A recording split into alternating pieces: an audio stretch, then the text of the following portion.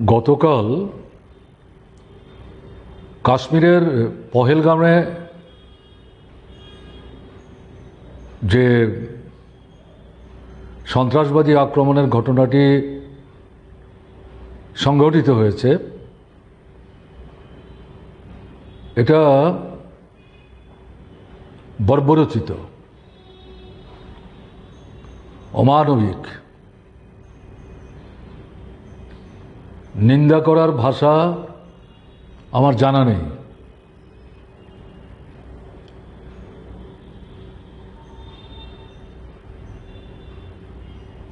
সম্ভবত এ পর্যন্ত 28 জন তারা প্রাণ হারিয়েছেন। এতে 2 জন বিদেশি আছেন, আইবির একজন অফিসার আছেন, আমাদের নেভেল একজন আর্মি আছেন। ভারতবর্ষের একাধিক রাজ্যের লোকও থাকতে পারেন। আমি দেখলাম পশ্চিমবাংলার একজন আইটি ডিপার্টমেন্টে কর্মরত বন্ধু, তিনিও এর মধ্যে মারা পড়েছেন। এরা সবাই পর্যটক,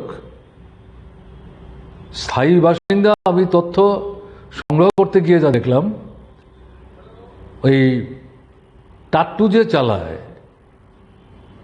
এটা ঘোড়ার গাড়ি, এটার চালক তিনি ওখানকার।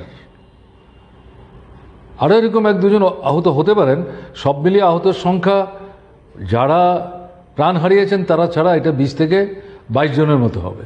এবং এদের মধ্যে মানে এটা খুব বলা যায়, সংবাদটা পড়ে যা বোঝা গেছে, যারা আহত হয়েছেন তার মধ্যে বেশ কয়েকজন গভীরভাবে আহত, অনিশ্চিত, তাদের জীবন শঙ্কায় আছে। তো এই ঘটনার পরিপ্রেক্ষিতে যেটা বলবো, যারা নিহত হয়েছেন তাদের পরিবারের পাশে ভারত সরকারকে দাঁড়াতে হবে। যারা আহত হয়েছেন তাদের চিকিৎসা সহ সুস্থ হয়ে ওঠা পর্যন্ত দায়িত্ব কেন্দ্রীয় সরকারকে নিতে হবে। ঘটনা ঘটতে পারল কি করে? পত্রিকা পড়ে যেটা দেখা গেল, আক্রমণটা হয়েছে, এটা হলো কাশ্মীরের সুইজারল্যান্ড। এই জায়গাটাই মানুষ এই সময় সবচেয়ে বেশি বেড়াতে যায়। তার প্রাকৃতিক পরিমণ্ডল, আবহাওয়ার মধ্যে প্রতিনিয়তই পরিবর্তন হয়, আবর্তন হয়, বিবর্তন হয়। এটাই তার আকর্ষণ। পাহাড় জঙ্গলে ঘেরা। এতে সংবাদপত্র থেকে যেটা দেখা গেল, 5 জন সিকিউরিটি, যারা যে পোশাকে সেখানে ডিউটি করে, এরকম পোশাক পরা। বাহ্যত সংখ্যাটা যে একটা বিরাট, সেটা চোখে পড়েনি। 5 জনকেই দেখেছে অনেকে। যাই হোক, এসে প্রথম নাম জিজ্ঞেস করে উত্তর জবাব দেওয়ার আগেই আক্রমণ। পত্রিকা পড়ে আমি বলছি। এখন এটা ঘটনা 2019-এর পুলওয়ামার ঘটনার পর এটাই হচ্ছে সবচেয়ে বড় ঘটনা। ওটা আত্মঘাতী আক্রমণ ছিল। 40 জনের মতো সিআরপিএফ জওয়ান খুন হয়ে গেছেন। এটা কেন্দ্রীয় সরকারের স্বরাষ্ট্র দপ্তরের গুরুত্বহীনতা, রাজ্যপালের পরামর্শ পর্যন্ত তারা তখন গ্রহণ করেনি। এগুলো নিয়ে অনেক কথাবার্তা হয়েছে। তারপরে এই ঘটনা, এবং এর মধ্যে অন্তর্বর্তীকালীন সময়ে 370 ধারাও বাতিল করেছে, রাজ্যটাকে ভাগ করেছে, 2টো ভাগে বিভক্ত করেছে। কেন্দ্রের সরকার কি প্রধানমন্ত্রী কি স্বরাষ্ট্রমন্ত্রী অবিরাম তারা বলে চলেছেন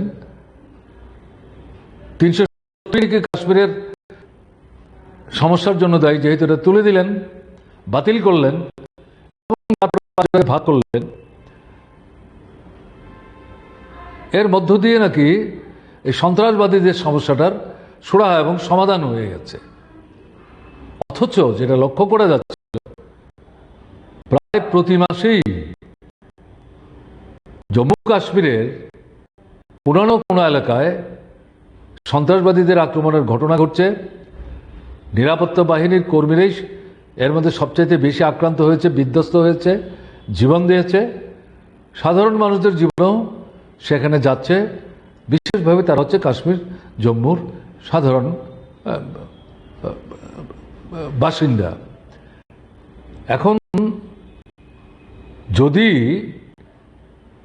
৩৭০ ধারা বাতিল করে রাজ্যটাকে দুভাগ করে এই সমস্যার সমাধানই হয়ে গিয়ে থাকে, যে কথাগুলি বলছিলেন, এরকম ঘটনাগুলি ঘটে, কালকে ঘটনাগুলো কি জবাব দেবে?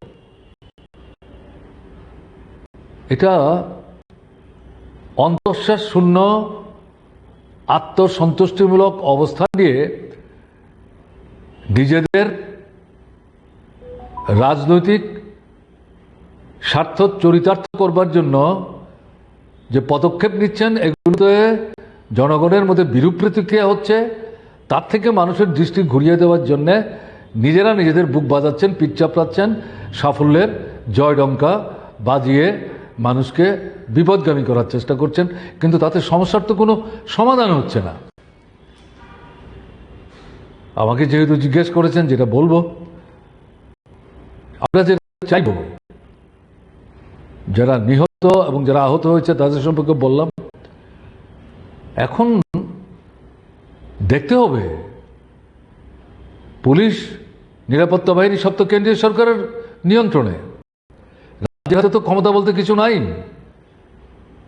তাহলে এত বড় ঘটনা যে ঘটলো, এটা তো আকস্মিক হঠাৎ কোনো একটা পরিকল্পনা থেকে হয়েছে ঘটনা তা না। এবং দেখা গেল যারা আক্রমণ করেছে তারা ক্লেম করছে তারা জৈশে মোহাম্মদের ছায়া সংগঠন, তারা হচ্ছে প্রতিরক্ষা বাহিনী বলে তারা দাবি করছে, যদিও সিকিউরিটি ফোর্সেস এখন পর্যন্ত এটার যথার্থতা স্বীকার করেনি। তারা কোনো মন্তব্য করেনি, তারা বলছে আমাদের আরও গভীরে যেতে হবে, এটাই স্বাভাবিক। কিন্তু প্রশ্ন হচ্ছে, কী করে এটা করতে পারল? তাহলে নজরদারি, কাশ্মীর, জম্মুর মতো যে রাজ্য সেন্সিটিভ, বছরের পর বছর ধরে চলছে, এবং বিশেষ করে ৩৭০ ধারা বাতিল করার পর, রাজ্যটাকে ভাগ করার পর, এবং একটা অংশের গণতান্ত্রিক যে সুযোগ সুবিধা, এগুলোকে মানে রাজ্যের অধিকার থেকে বঞ্চিত করে সংকুচিত করার পর দারুণভাবে খুব মানুষের মধ্যে বাড়ছে। অর্থনৈতিক দিক থেকে, ব্যবসা বাণিজ্যের দিক থেকে তারা পেছিয়ে পড়ছে। মানুষের আয় উপার্জন সেখানে ক্রমশ নিচের দিকে যাচ্ছে, জীবনযাত্রার মান উন্নতির পরিবর্তে নিচের দিকে যাচ্ছে।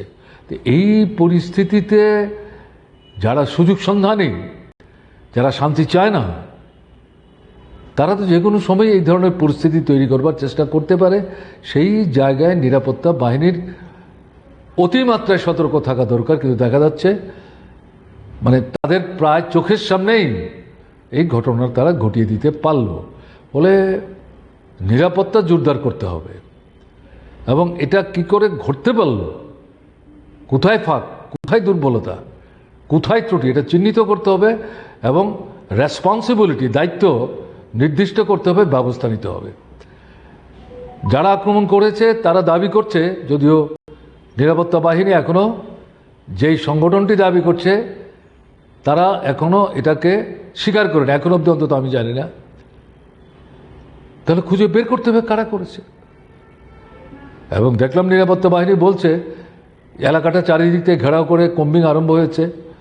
কিন্তু এটাই তো যথেষ্ট না। মানুষ জানতে চাইবে, দেখতে চাইবে এরা ধরা পড়েছে, এদের বিরুদ্ধে দৃষ্টান্তমূলক শাস্তির ব্যবস্থা সেখানে আইন কানুন পদ্ধতি মোতাবেকে সেখানে নেওয়া হচ্ছে। এটা মানুষের মধ্যে অন্তত মানে প্রাথমিকভাবে একটা মানে ধারণা হবে, না সরকার একটা চেষ্টা নিচ্ছে। এগুলো না করে যদি শুধু শুধু মানে ছুটাছুটি করে আর মানে গরম গরম কথা বলে, অতীত আমরা শুনেছি কাজের কাজ কিছু হয়নি, মানসিক কিন্তু মানুষের মন জয় করা যাবে না, মানুষের দৃষ্টি ঘোরানো যাবে না।